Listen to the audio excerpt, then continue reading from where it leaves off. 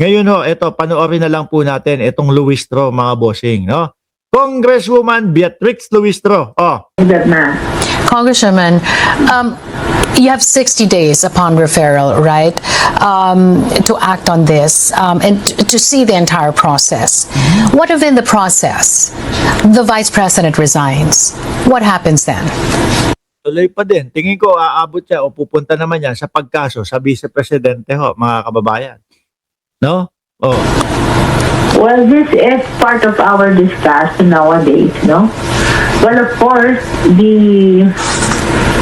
if she resigns, the penalty of removal becomes moot and academic, right?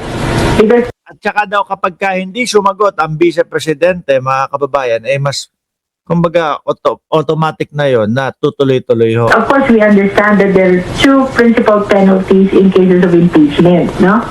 One is removal from office, and second is the perpetual disqualification to hold public office, no? Yung 2028 nila, yan yung kinatatakutan nila. Na kapag ka na-impeach ang Vice Presidente, hindi na siya pwedeng tumakbo sa public office. Eh, asang-asa pa naman sila na sila na ang mananalo sa 2028. Kasi nga daw po, 32 million daw po ang boto nila, mga kababayan. O, tatakot silang mangyari. Yung umabot sa Senado, yung impeachment at gawin forthwith at maglaban ng tagisan ng lakas, yung ebidensya at depensa nila. Ebidensya, madami kong nakikita, malakas. Depensa, wala ho akong naririnig na ganon. This is my Transformer, shoutout sa iyo, no? At Maribik Brasos. humble submission, Carmina, no? While it will render the penalty of removal moot and academic, the same is different with respect to the perpetual disqualification to hold public office. And following that argument, Carmina, I think that the impeachment proceeding should continue, notwithstanding the resignation. Matutuloy talaga at dapat matuloy para malaman ng taong bayan kung ano talaga ang katotohanan. Ako naniniwala po ako, no, na kapag ka naidepensa ng maayos ng Vice Presidente, baka ultimo ho ako kumampi sa kanya at idepensa ko din siya. Pag narinig natin, mga bossing, yung kanilang depensa. Ang problema ho sa kanila, mga boss, wala ho silang ipinapakitang depensa o pinaparinig na depensa man lang para miski tayo mapagtanggol natin sila.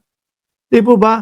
Laging ang sinasabi ho nila, nako, pinupolitika lang kami. Nako, ang dahilan ng mga yan, kaya ako pinapa-impeach kasi malakas ang kandidatura ko sa 2028. Paulit-ulit hong ganon, mga kababayan.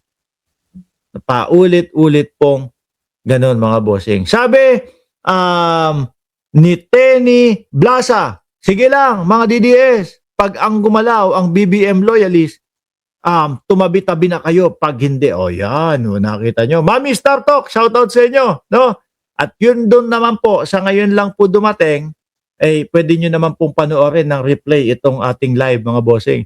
Sa ngayon po, lasing na ako kanina. Actually, hindi naman. No? Hindi. Natapos nga natin yung live Kumbaga ho, mga kababayan, ayun, natapos natin. Magpapahinga na ako. Maraming salamat and God bless po sa ating lahat. At mamayang gabi, alas 8 ng gabi, Pilipinas time, sama-sama po tayo. Ma'am Trexie Villa, Juby Sestina, at buong Ceresa Force family. Paalam.